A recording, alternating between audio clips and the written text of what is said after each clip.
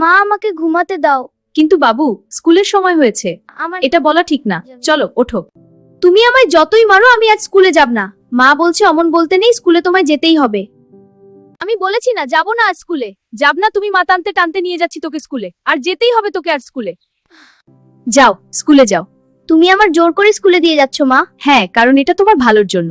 আচ্ছা, ভালো করে মন দিয়ে পড় বাবা। তুই দেশকে রক্ষা করবি, এমন চাকরি তোকে করতে হবে। হ্যাঁ মা।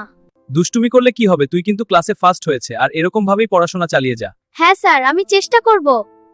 মা, তুমি আমাকে আশীর্বাদ করো, চাকরিটা যেন আমি পেয়ে যাই। হ্যাঁ বাবা, আমি তোমাকে আশীর্বাদ করছি, তুমি অবশ্যই সফল হবে।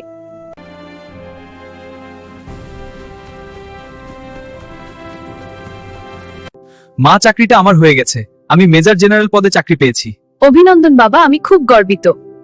মা, আসলে জিপটা তোমার। তুমি যদি আমাকে জোর করে স্কুলে না পাঠাতে তাহলে হয়তো এই দিনটা আসতো না। আমি জানতাম তুই পারবি।